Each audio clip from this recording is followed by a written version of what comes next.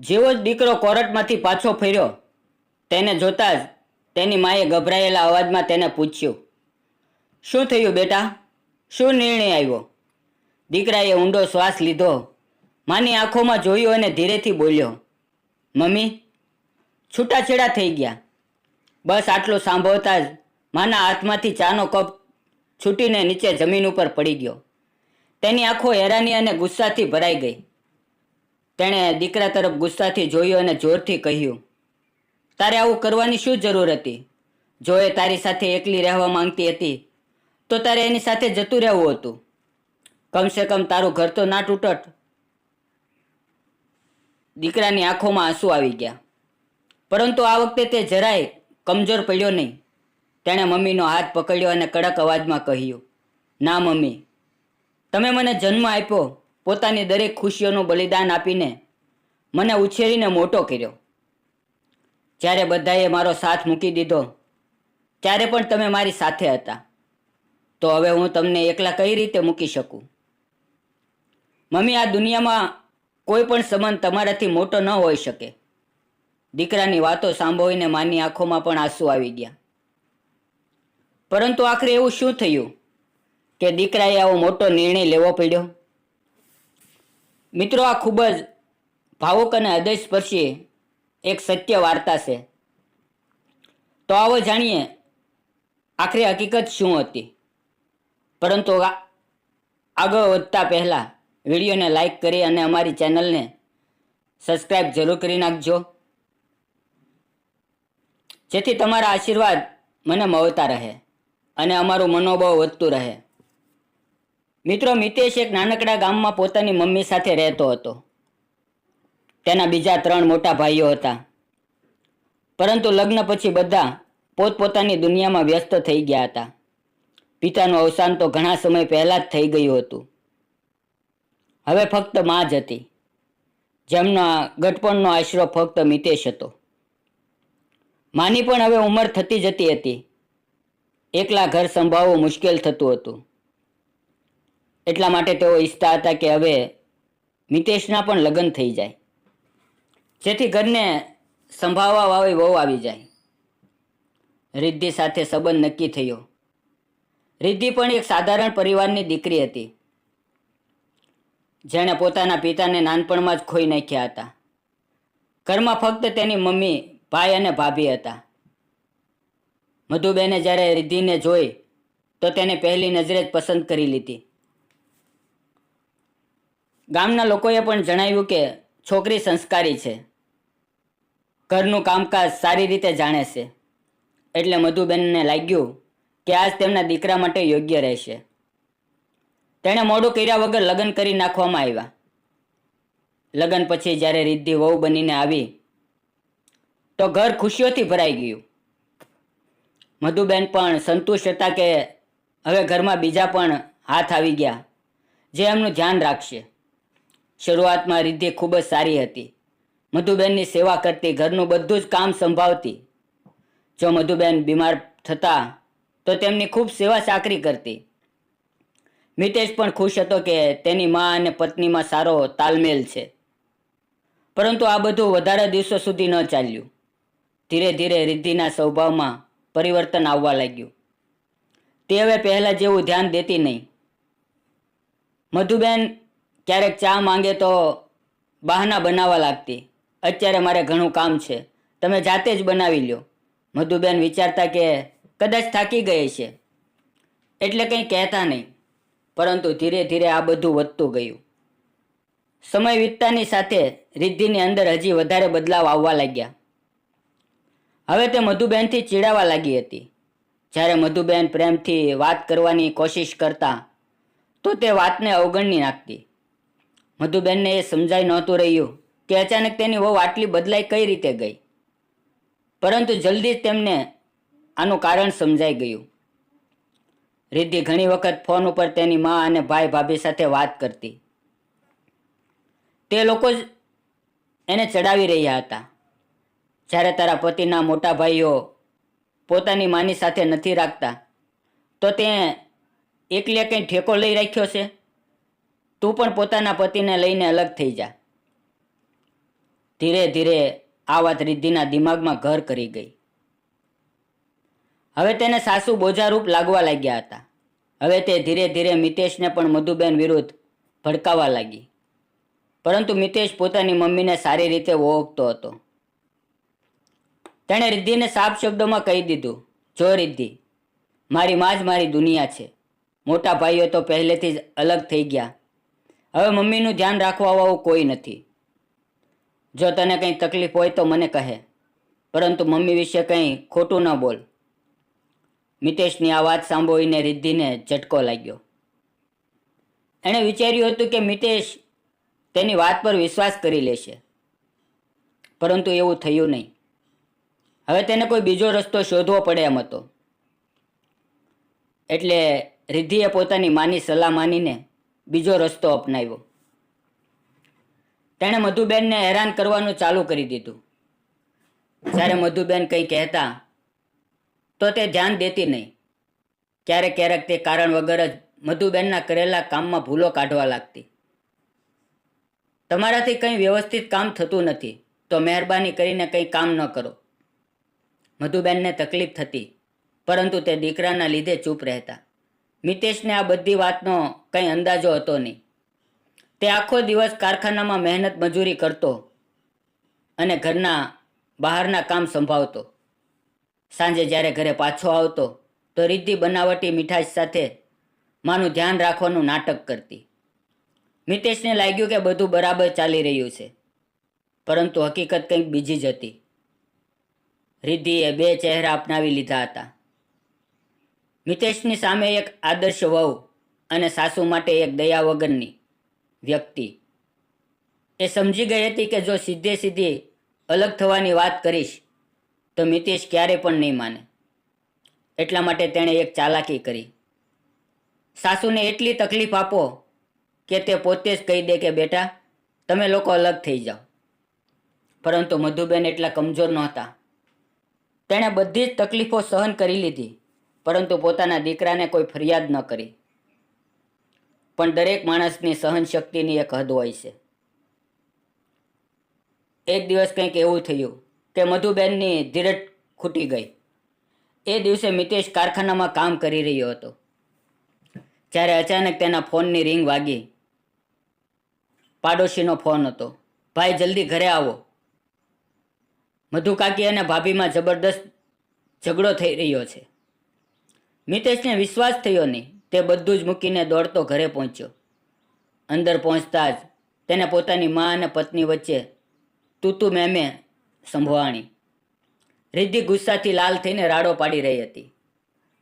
દિવસભર બેઠા રહો છો, કોઈ કામ ધંધો નથી, ઉલટાનું મારી જિંદગીને નરક બનાવી રાખી છે. મધુબેન લાચાર થઈને બોલ્યા, બેટા હું જ્યારે કામ કરું છું ત્યારે પણ તને મુશ્કેલી થાય છે, અને જ્યારે હું બેઠી રહું છું ત્યારે પણ તને તકલીફ થાય છે. તું જ કે હું શું કરું? રિદ્ધિ વધારે ભડકી ગઈ. તમે બસ મારા માથા પર બેઠા ના રહો. હવે હું આ ઘરમાં તમારી ગુલામી નહીં કરી શકું. રિદ્ધિની આ વાત સાંભળીને મધુબેન અંદર સુધી ભાંગી પડ્યા, પરંતુ તેણે મિતેશની સામે કોઈ કહ્યું નહીં. રિદ્ધિની વાતો સાંભળીને મિતેશ ગુસ્સાથી તમતમી ઉઠ્યો. તેણે ગુસ્સાથી રિદ્ધિ તરફ જોયું અને કહ્યું, શું બકવાસ કરી રહી છે? આ મારી માં છે, જેણે મને જન્મ આપ્યો, મને ઉછેરીને મોટો કર્યો, અને તું એમની સાથે આવી રીતે વાતો કરી રહી છે?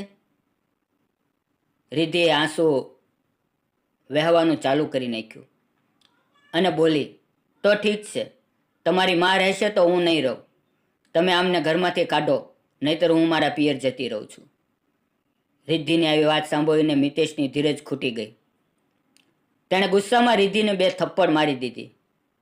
રિદ્ધિ ત્યાં જ જમીન ઉપર બેસીને રડવા લાગી અને તરત પોતાની મમ્મીને ફોન કર્યો. મમ્મી, મિતેશે મારા પર હાથ ઉપાડ્યો.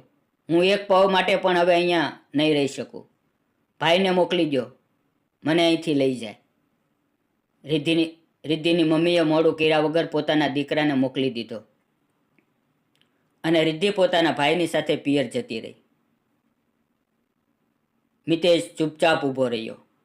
મધુબેન તેના ખંભા પર હાથ રાખ્યો અને કહ્યું, બેટા આ તે શું કરી નાખ્યું? આવી રીતે પત્ની પર હાથ ન ઉપાડવો જોઈએ. જો તે અલગ રહેવા ઈચ્છતી હતી તો તારે એની વાત માની લેવી હતી, પરંતુ તારું આ વર્તન ઠીક નહોતું. મિતેશની આંખોમાં આંસુ વહી ગયા. મમ્મી, જેણે તમને અપમાનિત કર્યા તેની સાથે હું કઈ રીતે રહી શકું? તમે મારી જિંદગી છો. હું તમને ક્યારેય એકલા ન મૂકી શકું.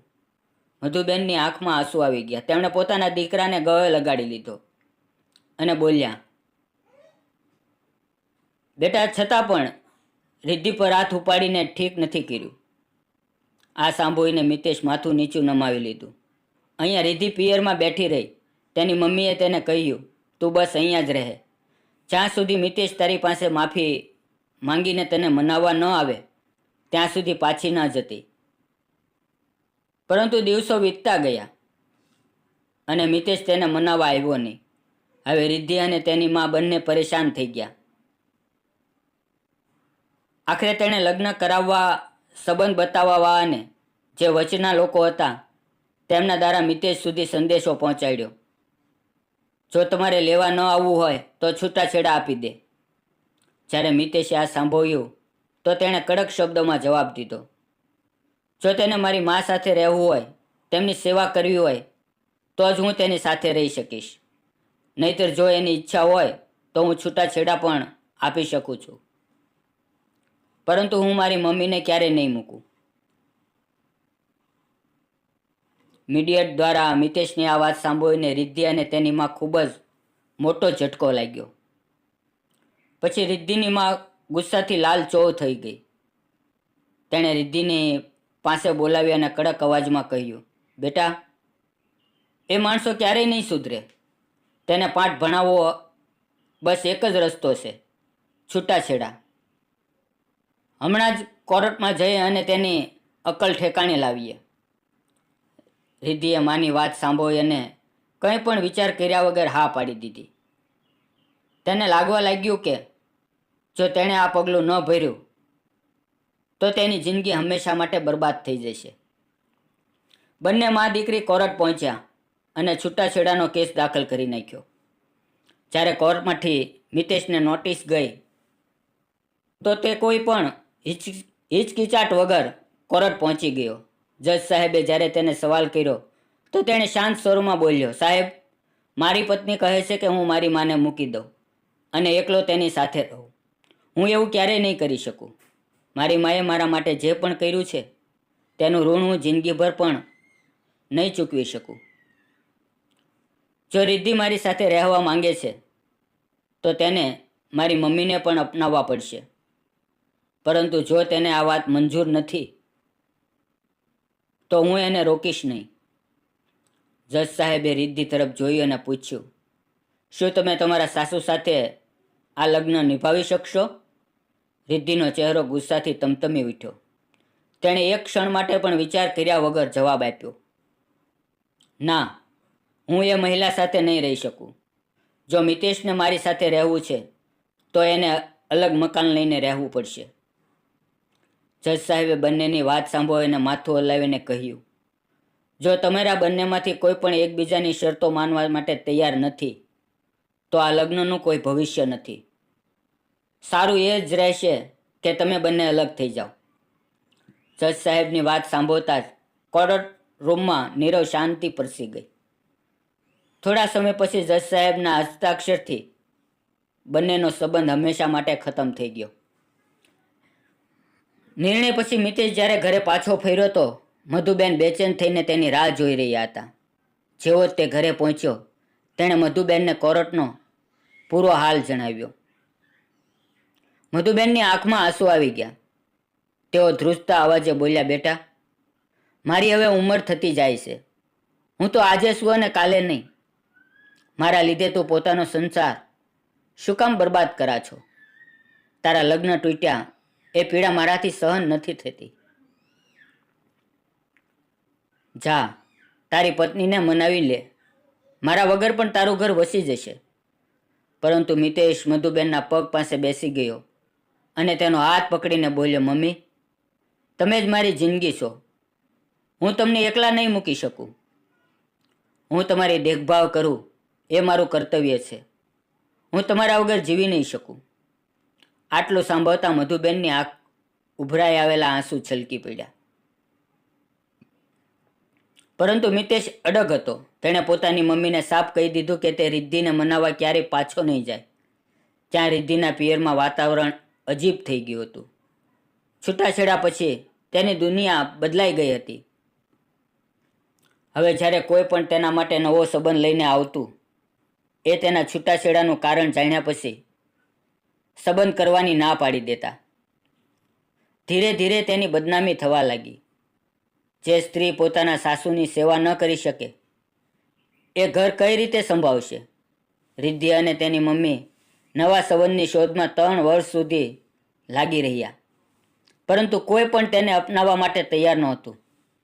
આખરે તેમણે હાર માની લીધી અને આને પોતાનું નસીબ સમજીને જીવવા લાગ્યા. આવી જ રીતે 4 વર્ષ વીતી ગયા. એક દિવસ અચાનક રિદ્ધિની મમ્મીની તબિયત ખરાબ થવા લાગી. હવે તે પહેલા જેવા નહોતા રહ્યા. ઘરમાં તેની હાલત જોઈને રિદ્ધિનો ભાઈ અને ભાભી ચિંતિત રહેવા લાગ્યા. પરંતુ ચિંતા ફક્ત દેખાવા માત્રની હતી. પછી એક દિવસ રિદ્ધિની ભાભી ગુસ્સાથી રાડ પાડીને બોલી, સાંભળો, હું આ ડોશી સાથે નહીં રહી શકું. કાં તો એને અહીંથી નીકાળો, નહીતર હું જતી રહું છું. રિદ્ધિનો ભાઈ પોતાની પત્નીની વાત સાંભળીને મજબૂર થઈ ગયો. તેણે રિદ્ધિને કહ્યું, જો રિદ્ધિ, હું કંઈ નથી કરી શકતો. મારી પત્ની રોજ રોજ ઝઘડા કરે છે. તું મમ્મીને પોતાની સાથે લઈને જા. જે પણ ખર્ચો થશે તે હું આપી દઈશ. ભાઈની વાતો સાંભળીને રિદ્ધિ અને તેના મમ્મીના પગ નીચેથી જાણે જમીન સરકી ગઈ. રિદ્ધિને આજે અહેસાસ થયો કે તેણે મિતેશ સાથે કેટલું ખોટું કર્યું હતું. તેણે પોતે પણ આજ તો કર્યું હતું, પોતાના સાસુને ન અપનાવવાની જીદ. તે તેની જિંદગી બરબાદ કરી નાખી હતી. હવે એ જ પીડા તેની માને પણ સહન કરવી પડી રહી હતી. આંખમાં આંસુ સાથે રિદ્ધિએ તેના ભાઈને કહ્યું, ભાઈ, મમ્મીએ એકલા હાથે આપણને ઉછેરીને મોટા કર્યા અને આજે તમે એને બોજ સમજી રહ્યા છો. પરંતુ ભાઈએ ખંભા ઊંચા કરીને કહ્યું, બહેન, હું મજબૂર છું. મારી પત્નીએ સાફ શબ્દોમાં કહી દીધું છે કે મમ્મી રહેશે તો તે ઘર મૂકીને જતી રહેશે. હવે તું જ કંઈક કર. આ વાતો રિદ્ધિની મમ્મી સાંભળીને પણ ચૂપ હતી અને તેની આંખોમાં આંસુ હતા. એ મનમાં ને મનમાં વિચારી રહ્યા હતા, મેં પણ આજ કર્યું હતું ને. મારા જમાઈને મારી દીકરી સાથે રાખવા માટે તેની માને અલગ કરવાની જીદ કરી હતી. આજે એ જ જીદ મારા દીકરાની પત્ની કરી રહી છે. રિદ્ધિની આંખમાંથી ઝરઝર આંસુ વહેવા લાગ્યા. હવે તેને પૂરી રીતે પોતાની ભૂલ સમજાઈ ગઈ હતી. કાશ મેં મારા સાસુને અપનાવી લીધી હોત. કાશ મેં મિતેશની વાત સમજી હોત. કાશ મેં મારા લગ્ન જીવનને બચાવી લીધું હોત. પરંતુ હવે કંઈ પણ બદલાઈ શકવાનું નહોતું. જે વીતી ગયું તેને પાછું લાવી શકાય તેમ નહોતું. પરંતુ એક દિવસ જ્યારે રિદ્ધિ પોતાની મા પાસે બેઠી હતી, તેની આંખોમાંથી આંસુ રોકાવાનું નામ નહોતા લઈ રહ્યા, ત્યારે તેની મમ્મીએ તેના માથા પર હાથ રાખ્યો અને ધીરા અવાજમાં બોલ્યા, બેટા, જે કંઈ પણ આપણે કર્યું હતું એ જ બધું હવે આપણી સામે આવી રહ્યું છે. આપણે આવું ક્યારેય નહોતું કરવું જોઈતું. હવે એક કામ કર, તારા પતિ પાસે પાછી જતી રહે અને તેની પાસે માફી માંગી લે. મને વિશ્વાસ છે કે તે તને જરૂર માફ કરી દેશે. રિદ્ધિએ પોતાની મા સામે જોયું. તેનો અવાજ રૂંધાઈ ગયો અને તે બોલી, મમ્મી. ના બેટા, એની મમ્મીએ તેની વાત વચ્ચેથી જ કાપી નાખી. હવે મોડું ના કર. હું જાણું છું કે તને પણ અહેસાસ થઈ ગયો છે કે માની સેવા દીકરો જ કરે છે. હું નથી ઈચ્છતી કે તું પણ એ જ તકલીફ ઉપાડા જે મેં સહન કરી છે. રિદ્ધિની અંદર ભાવનાઓનું તોફાન ઉમટી પડ્યું. તેને સમજાઈ ગયું કે તેણે કેટલી મોટી ભૂલ કરી નાખી હતી. પછી થોડુંય મોડું કર્યા વગર તે પોતાની મમ્મીને પગે લાગી અને સીધી પોતાના પતિના ઘર તરફ નીકળવી પડી. મિતેશના ઘરે જ્યારથી તે પોતાના અભિમાન સાથે નીકળી હતી, આજે એ જ માથું નમાવીને પાછી ફરી હતી. તેણે સહેજ સંકોચ સાથે દરવાજો ખખડાવ્યો. અંદરથી અવાજ આવ્યો, આવું છું, બસ 1 મિનિટ. મિતેશ રસોડામાં પોતાની બીમાર મા માટે ચા બનાવી રહ્યો હતો. ધીરે ધીરે દરવાજા તરફ આગળ વધ્યો અને દરવાજો ખોલ્યો. સામે રિદ્ધિને ઊભેલી જોઈને તેની આંખો પહોળી થઈ ગઈ. તે એકદમ સ્તબ્ધ રહી ગયો અને બોલ્યો, રિદ્ધિ, તું અહીંયા શું? જરૂર હતી અહીં આવવાની? મિતેશના અવાજમાં ગુસ્સો સાફ છલકી રહ્યો હતો. રિદ્ધિ એકદમથી તેના પગમાં પડી ગઈ અને રડવા લાગી. મિતેશ, મને માફ કરી દો. મેં બહુ મોટી ભૂલ કરી નાખી. જે કંઈ પણ અમે તમારી મમ્મી સાથે કર્યું એનું ફળ મને મળી ગયું છે. મારી ભાભી પણ મારી મમ્મી સાથે એ જ કરી રહી છે જે મેં તમારી મમ્મી સાથે કર્યું હતું. ત્યારે મને અહેસાસ થયો કે માને ઠુકરાવવાનું દર્દ શું હોય છે. મને માફ કરી દો. હું તમારા મમ્મીની સેવા કરવા માંગુ છું. મિતેશે તેને ઝટકાથી ઊભી કરીને તીક્ષ્ણ નજરથી જોયું. હવે જ્યારે તને પીડાનો અનુભવ થાય ત્યારે તને મારી મમ્મીની યાદ આવી? જ્યારે મેં તને વારંવાર કહ્યું હતું કે મમ્મીને અપનાવવાનું શીખ, ત્યારે તને મારી વાત ફાલતુ લાગતી હતી અને હવે તને માફી જોઈએ? રિદ્ધિ ડરતી રહી. હા મિતેશ, મેં ઘણું મોડું કરી નાખ્યું, પરંતુ હું સાચે બદલાઈ ગઈ છું. મને એક તક આપો. મિતેશ કંઈક પહેલે એ જ બીમાર મધુબેનનો અવાજ આવ્યો. રિદ્ધિ, અહીં આવ બેટા. રિદ્ધિ ઝડપથી તેની પાસે પહોંચી અને તેના પગમાં પડીને રડવા લાગી. મમ્મી, મને માફ કરી દો. મેં તમને ઠુકરાવી દીધા હતા, પરંતુ હવે હું તમારી સેવા કરવા માંગુ છું. મને તમારી પાસે રાખી લો. મધુબેને ધ્રુજતા હાથે તેના માથા પર હાથ ફેરવ્યો. બેટા, ભૂલ માણસથી જ થાય. જો તને તારી ભૂલ સમજાઈ ગઈ છે તો હું તને માફ કરું છું. મિતેશે મા તરફ જોયું. મમ્મી, તમે આટલી સહેલી રીતે તેને માફ કરી રહ્યા છો? મધુબેન હવેથી મુસ્કાન સાથે બોલ્યા. બેટા, જ્યારે કોઈ સાચા મનથી પોતાની ભૂલ સ્વીકારે છે તો એને બીજી તક આપવી જોઈએ. મિતેશે ઊંડો શ્વાસ લીધો અને ધીરેથી કહ્યું, ઠીક છે, પણ હવે કોઈ શરત નહીં. જો તું સાચે બદલાઈ ગઈ છો તો મમ્મીની સેવામાં કોઈ કમી ન રહેવી જોઈએ. રિદ્ધિની આંખોમાં હરખના આંસુ છલકાઈ પડ્યા. તેણે માથું હલાવીને હા પાડી.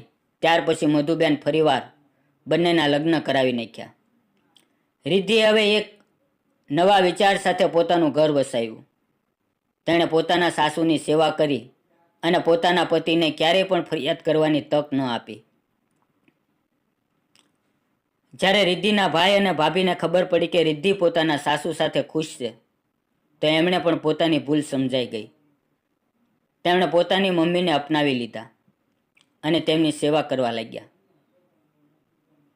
મિત્રો, ક્યારેક જે પીડા આપણને બીજાને આપીએ છીએ ને એ જ પીડા પાછી વળીને આપણને મળે છે. પરંતુ સાચા સમયે પોતાની ભૂલ માની લેવી એ જ સાચી માણસાઈ કહેવાય. મિત્રો, જો તમને આજની વાર્તા ગમી હોય તો કોમેન્ટ કરીને જરૂર જણાવજો. મિતેશ, તેની પત્ની રિદ્ધિ અને તેના મમ્મી મધુબેન વિશે તમારો શું વિચાર છે? તમારા વિચાર અમારા માટે મહત્વપૂર્ણ છે, એટલે કોમેન્ટમાં જરૂર જણાવજો. અને જો વાર્તા ગમી હોય તો લાઈક આપીને વધુમાં વધુ શેર પણ કરજો. અને આવી જ અવનવી વાર્તાઓ સાંભળવા માટે ચેનલને સબસ્ક્રાઈબ જરૂરથી કરજો, જેથી અમે આવી જ નવી વાર્તાઓ તમારા માટે લાવતા રહીએ. ધન્યવાદ મિત્રો.